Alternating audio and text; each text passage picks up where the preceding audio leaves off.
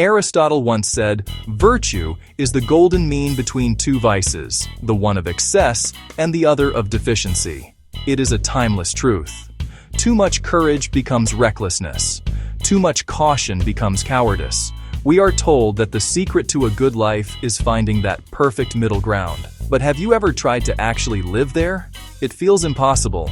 We swing from working too hard to being too lazy, from caring too much to becoming indifferent. Why is this balance so hard to maintain? I want to share a metaphor that might finally explain why we struggle. It involves an archer and a target. Imagine a target representing the entire spectrum of human action.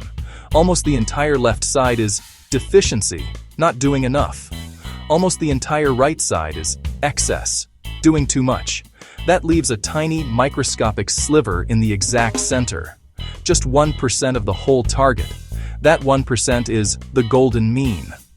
That is the bullseye we are told to hit.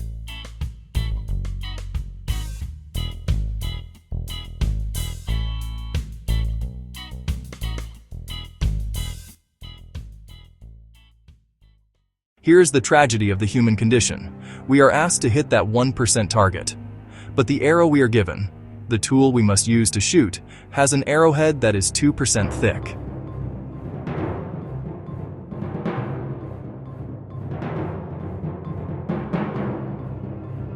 Do you see the paradox? Even if your aim is divinely perfect, even if you strike the exact center of that 1%, the edges of your arrow will still touch the zones of excess and deficiency. This 2% arrow represents our nature. We are not lasers, we are humans. We come with baggage, our egos, our physical limitations, our emotions, and our biases. We are blunt instruments trying to solve precise moral problems. So, if our arrow is too thick for the target, did the great sages of history set us up to fail? Or did they understand something about this arrow that we have forgotten? Let's look at this impossible target through the eyes of the four great teachers of humanity. First, we look to Greece and Aristotle. He coined the term the golden mean. He understood that the target moves. The right amount of food for an athlete is excess for a beginner. The target is not a fixed point on a wall. It is a moving target that changes with every situation. He knew our arrow was thick, so he taught that hitting the mark requires phronesis, practical wisdom. It requires constant adjustment.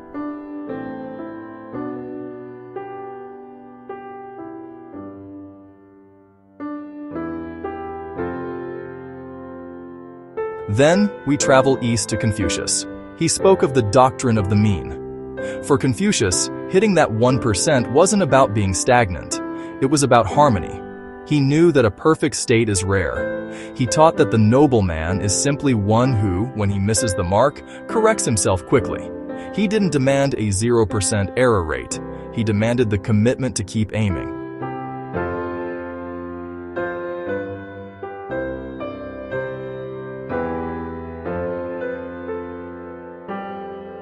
We see this clearly in the life of the Buddha. He famously discovered the middle way. Imagine a musical string. If you tune it too loosely, deficiency, it makes no sound. If you tune it too tightly, excess, it snaps. The music only happens in that 1% of tension, but anyone who plays an instrument knows strings go out of tune. The musician's job is not to tune it once forever, but to listen and retune, over and over again.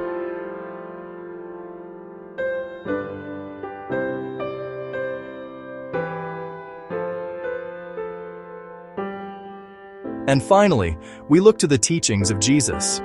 In his time, religious leaders were obsessed with the excess of laws, rigid rules for every minute of the day. Others fell into the deficiency of moral apathy. Jesus aimed for the 1% of the heart, love. He taught that strict adherence to the law was meaningless without compassion. He showed that the 2% arrow of human nature is flawed, which is why he emphasized forgiveness over perfection.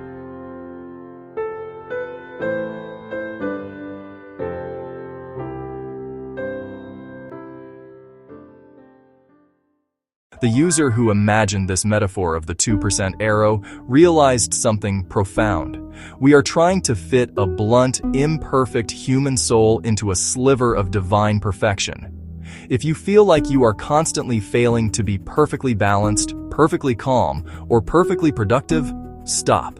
You are not failing. You are simply using a 2% arrow.